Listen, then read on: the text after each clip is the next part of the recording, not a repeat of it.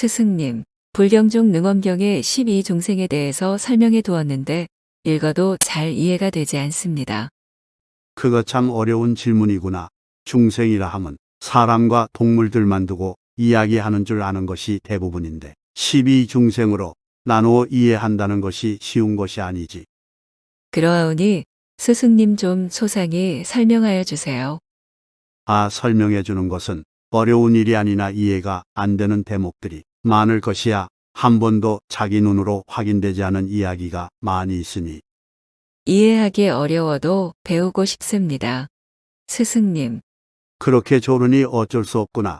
제1중생은 태로 태어난 무리를 말한다. 즉 사람을 비롯하여 뱃속에서 태로 있다가 태어나는 무리를 제1중생이라 한다.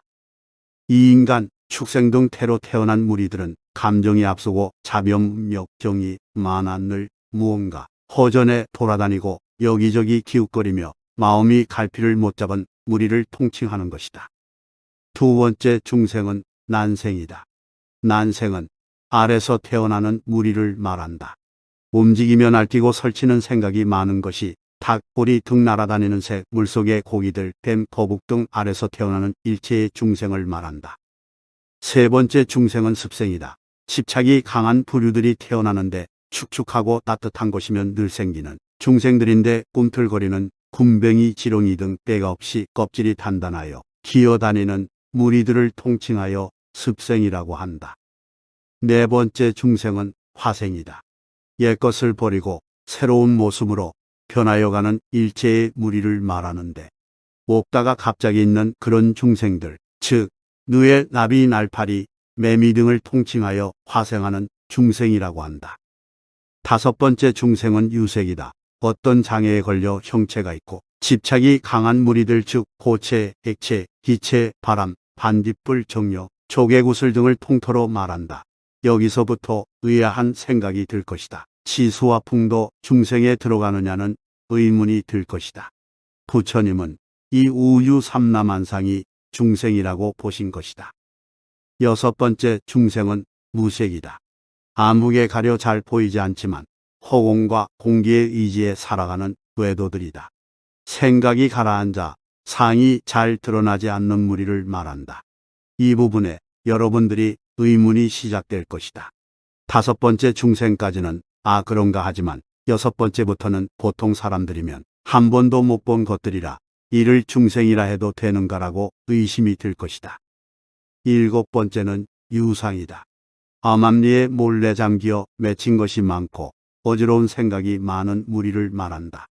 위패나 신주, 점괘, 천하장군, 지하장군 묘 옆에 잣나무에 달라붙어 있는 무리들을 통칭한다. 여덟 번째는 무상이다. 즉 상 자체가 아예 없지만 생명이 있다. 진리를 모르고 우둔하여 그것 자체로 윤회하는 무리들이다. 이들은 주로 고목이나 바위, 돌 등 도목, 금 속에 깃들어 사는 무리들이다. 망부석, 선주교의 대나무 등이 이에 속한다고 보면 된다. 아홉 번째는 비유색이다. 자기 구실을 스스로 못하고 늘 다른 것에 의지해서 사는 존재들이다. 즉 주체성이 없고 다른 것에 어울려 살 수밖에 없는 무리들이다. 이를테면 팔만호충, 세포, 기생충, 향나무 열매부터 생기는 모기 등의 무리를 말한다. 열 번째는 비무색이다. 주문을 좋아하는 무리들이다. 형체가 없이 다니지만 주문만 외우면 형세를 하며 달라붙는 정신체들이다. 점쟁이나 주술사, 양밥, 사술, 도깨비, 요매, 잡깃, 잡신, 가위 울린 귀신 등이 이에 속한다. 전생 혹은 세세생생 저주하기를 좋아하고 남 잘되는 꼴을 못 보는 무리들이 태어나는 것이 이 무리들이다. 11번째 중생은 비유상이다. 본래는 그런 마음이 없는데도 자신도 모르게 이질적으로 태어나는 무리들이다. 얽히고 설키고 꼬여서 어쩔 수 없이 살아가는 무리들. 이를테면 복나무벌레, 명령 나나니볼, 복나무벌레가 나나니볼이 되어버리는 것이다. 사람으로 치면 자기도 모르게 양자로 되어버린 경우이며 왕자로 태어나도 부잣집에서 태어나도 거린이 되어 돌아다니는 무리들이다. 돈이 많으면서도 노숙자를 선택해 살아가는 무리가 여기에 속한다. 마치 민주투사가 자기도 모르게 공산주의 신봉자가 되어버리는 경우도 여기에 속한다. 마지막으로 12번째 중생은 비무상이다. 원한이 많거나 살생의 마음을 많이 품은 자들이 윤회하는 자리이다. 살모사가 태어나면 그 어미가 죽는다. 소라, 우롱이 등도 아이가 태어나면 그 어미는 영양실조로 죽는다. 두꺼비가 능사에 잡아먹히고 잡아먹은 능사가 거꾸로 다시 죽는데 그 죽은 능사의 마디마디에 두꺼비 새끼가 다시 살아난다. 참으로 무서운 응보의 사슬이 아닐 수 없다.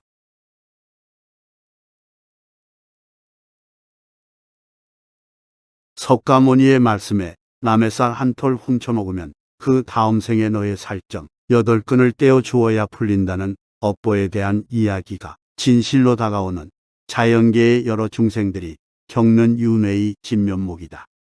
일반적으로 전생과 후생의 관계를 1대1로 보는 시각이 지배적인데 당사자가 살아있는 동안도 다른 사람에게 감동이나 치욕을 주면 그의 적당한 보상과 응보의 기운과 허공의 무수한 영혼 등이 결합하여 다른 곳에서 태어나는 경우가 많이 있음을 모르고 살고 있다. 간추려 말하면 내가 살아있는 동안도 나에게 감동을 받은 사람은 나의 후생을 많이 잉태할 수 있음을 말하는 것이다. 한 사람이 여럿으로도 환생하여 태어나는 것임을 알아야 한다. 꼭 육신이 사라진 이후에 다음 생을 받아 태어나는 것이 아님을 밝혀둔다. 스승님, 좋은 말씀 감사합니다. 이해가 안 되는 부분이 참 많네요. 다음 기회에 더 소상히 여쭈어 보겠습니다. 그럴 테지요. 본인이 직접 보고 듣고 해야 믿게 되는 것이 인간의 한계이니 부지런히 공부하여 우주관을 넓혀서 많은 이들에게 좋은 말씀 들려주세요.